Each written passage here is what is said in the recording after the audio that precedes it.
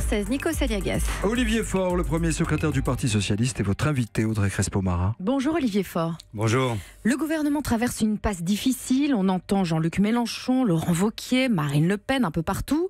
Et pendant ce temps-là, on n'entend pas un socialiste monter au créneau, à part vous, un peu, et François Hollande. Ils sont où tous ces éléphants socialistes qui, pendant tant d'années, ont donné des leçons de politique ? Écoutez, vous avez tous appelé au renouveau.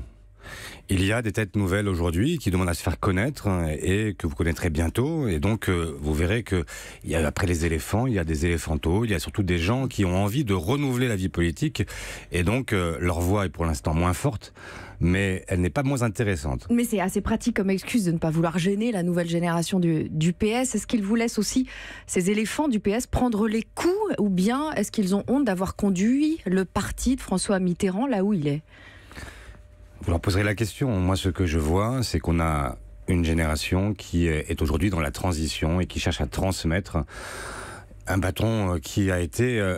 vous parlez d'échec, mais moi, je vous parle aussi de la formidable aventure qui a été la nôtre pendant près d'un siècle, avec tous les grands progrès dans ce pays qui ont été conquis grâce à cette gauche de gouvernement. Et donc, c'est ce flambeau-là qu'il faut maintenir maintenant avec une nouvelle génération. Vous-même, Olivier Faure, premier secrétaire du PS depuis le printemps, vous avez du mal à vous imposer médiatiquement. À qui la faute? À vous, à l'image du PS, à la place prise par Jean-Luc Mélenchon qui finalement incarne l'opposition à gauche? Il incarne, Jean-Luc Mélenchon, une forme d'opposition, nous en incarnons une autre, et nous avons des styles très différents et avec des volontés très différentes. Moi, je ne suis pas un parti qui proteste, je suis un parti qui propose, et sur chaque échéance, je cherche à faire en sorte qu'il n'y ait pas simplement une condamnation de ce qui se passe au gouvernement, mais qu'il y ait aussi en face une alternative qui permette aux gens de se retrouver, de se dire oui, il y a un autre chemin. Mais pour l'instant, ils ne la voient pas, cette alternative. Vous êtes C'est vrai, mais nous sommes un an après un échec historique. Nous avons fait 6% à l'élection présidentielle. Vous comprendrez que pour de nombreux Français, il y a encore une forme de défiance par rapport à ce que nous sommes. Et donc, il faut... Vous n'êtes pas encore très connu, sauf par les gens de gauche qui en veulent toujours au Parti Socialiste et qui vous obligent, par exemple, à quitter les manifestations. Est-ce que c'est dur à vivre, ça ? Ce que je leur dis quand j'ai parfois effectivement des gens qui ne tolèrent pas ma présence dans une manifestation, je leur dis mais ce que vous défendez en ce moment, vous défendez quoi? Vous défendez au fond ce que nous avons apporté à ce pays et vous nous reprochez aujourd'hui de venir le défendre avec vous. C'est paradoxal. Mais c'est dur à vivre pour vous?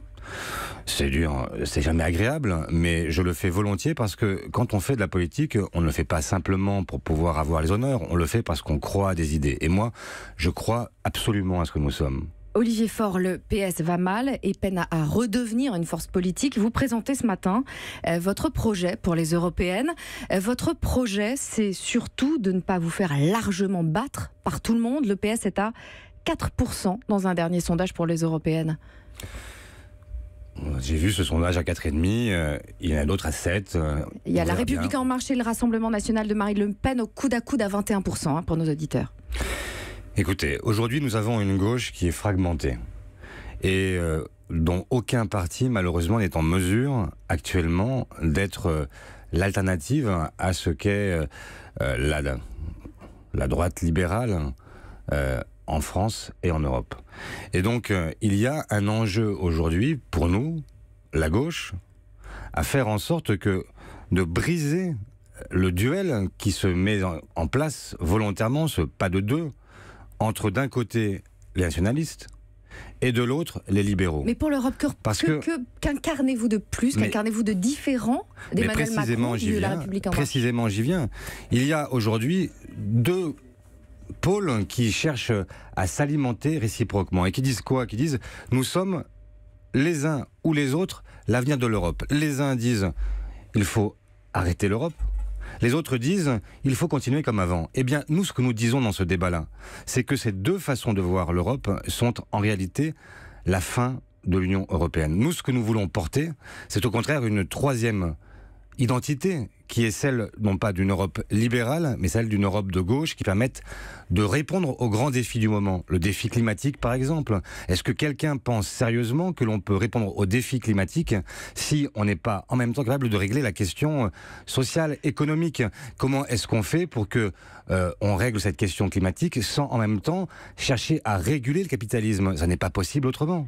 Olivier Faure, ce matin, Alexandre Benalla est auditionné par les sénateurs. Avec cette affaire, vous avez accusé Emmanuel Macron de nourrir le populisme. Cette affaire, elle fait aussi du bien à l'opposition, non ? Je ne crois pas qu'elle fasse du bien à qui que ce soit. Elle fait du mal à la démocratie, parce que nous avons là un président de la République qui s'est présenté il y a 1 an comme un président exemplaire et qui, au fond, fait la démonstration que rien n'a changé. Et nous avons un président qui, au contraire, a couvert des exactions de l'un de ses obligés, l'un de ses hommes. Et ce que l'on observe aujourd'hui, c'est qu'il y a un clan au pouvoir qui se défend par tout moyen, mais qui refuse de faire place à la vérité. C'est quand même insensé de voir un président de la République appeler le président du Sénat pour lui dire « Stop, arrêtez d'enquêter sur l'affaire Benalla ». Je vous parle de Benalla, vous me parlez Emmanuel Macron. Donc c'est lui, à travers Alexandre Benalla, que vous visez, que l'opposition vise, clairement. Mais on ne vise pas, simplement tout remonte forcément à l'Élysée. Le choix de Benalla, le choix de le couvrir, le choix de faire mentir l'État pour couvrir Alexandre Benalla. Qu'attendez-vous de cette audition? Quelle est la question que vous espérez que les sénateurs lui poseront ce matin? Mais moi j'aimerais comprendre quel était son rôle réel. Pourquoi est-ce qu'il était avec un passeport diplomatique alors qu'il était censé s'occuper de la sécurité? Pourquoi est-ce qu'il avait un port d'armes? Pourquoi est-ce qu'il était le 1er mai dans cette manifestation avec un talkie-walkie? Pourquoi est-ce à qui était-il relié? Pourquoi? Enfin, toutes ces questions-là sont des questions qui restent en suspens. Et comprendre aussi pourquoi il n'a pas été sanctionné. Parce que c'est quand même ça, la vérité. C'est qu'il n'a pas été sanctionné, qu'il a continué comme avant, à avoir les mêmes fonctions. Il était, chacun le sait, dans toutes les opérations qui ont suivi. Il a même été promu, il a même obtenu un logement de fonction au lendemain de sa sanction. Enfin, franchement, de qui se moque-t-on? Olivier Faure, au début de cette interview, on parlait de l'état du PS et du fait qu'à part vous, un peu, et François Hollande, on n'entendait personne. Vous n'avez pas peur que ça donne encore plus envie à François Hollande de revenir? Et est-ce que vous êtes en contact avec lui ou est-ce que vous évitez de l'être? Je n'évite rien, je suis en contact très irrégulier avec lui.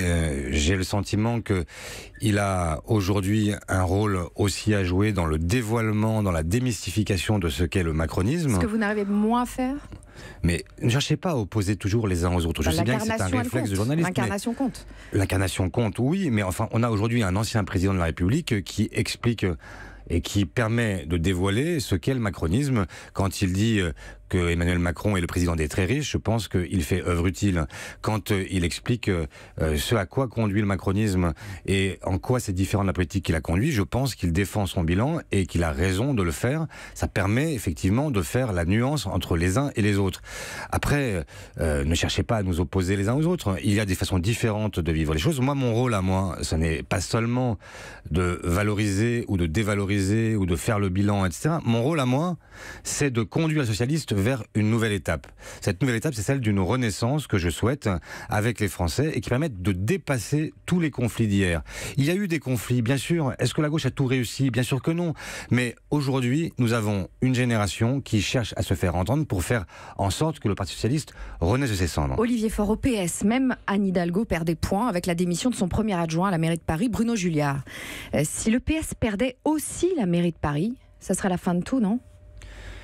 Mais il y a aujourd'hui un épisode avec un individu, Bruno Julliard, qui a fait un choix, qui visiblement n'était plus à l'aise dans cette équipe et qui a fait le choix de partir. Il a été remplacé par un autre, par Emmanuel Grégoire, qui est un éminent adjoint d'Anne Hidalgo et qui est un excellent dirigeant. Vous allez voir ce qui se passe. Moi, ce que je vois, c'est qu'on est toujours à observer la vie politique à travers ces petites crises, ces petits problèmes personnels que les uns et les autres. Symptomatiques. Moi, ce que je vois, c'est qu'on a une femme qui, depuis près de 5 ans, est à la tête de Paris et qu'elle a fait avancer Paris. Elle a fait en sorte que les JO soient à Paris. Elle a fait en sorte que la question climatique soit au premier plan. Faire en sorte que nous puissions poser les questions différemment. Le faire avec courage, parce que les mots, beaucoup on exprime. Simplement, on voit bien ce qui se passe. Hulot est venu il y a quelques semaines nous lancer l'alerte. Que s'est-il passé depuis? Le glyphosate, on n'a pas touché. Bien moi, ce que je vois, c'est qu'à Paris, il n'y a pas que des mots, il y a aussi des actes. Et c'est ça qui compte. Merci Olivier Faure.